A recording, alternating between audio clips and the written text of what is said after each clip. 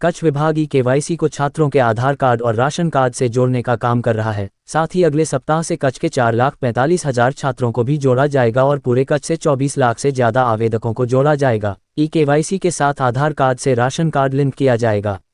Report Ramesh भाई भानुशाली नलिया अबडासा कच्छ।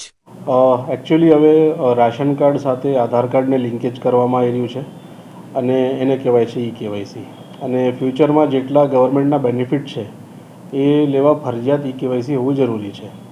આજની તારીખમાં કચ્છ જિલ્લામાં ટોટલ 24 લાખ લાભાર્થીઓ છે એનએફએસએ અને નોન એનએફએસએના તમામના મેમ્બરના ई-केवाईसीની કામગીરી ચાલુ છે, જેમાંથી 2.5 લાખ જેવાની કામગીરી સંપૂર્ણ થઈ ગઈ છે। હવે શિષ્યવૃત્તિ મેળવવા માટે પણ સરકારે ई-केवाईसी ફરજિયાત કર્યું છે।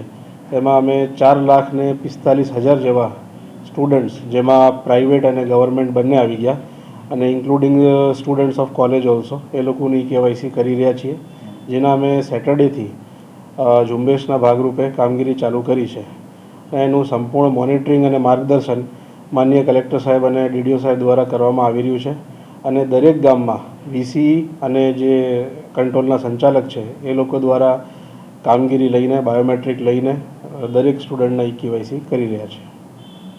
જે છેવાડાના વિસ્તાર છે ત્યાં અમે બંને વીસી અને એફપીએસને ત્યાં મોકલીએ છીએ, ગામડામાં જ મોકલીએ છીએ કે એ લોકોને સિટી સુધી ના આવવું પડે અને કેમ્પ પણ યોજીએ છીએ, પહેલાંથી અગાઉથી જાણ કરીએ છીએ અને આઈ હોપ કે નેક્સ્ટ વીકની અંદર તમામ કામગીરી જે સ્ટુડન્ટ્સની છે શિષ્યવૃત્તિની એ પૂર્ણ કરવામાં આવશે।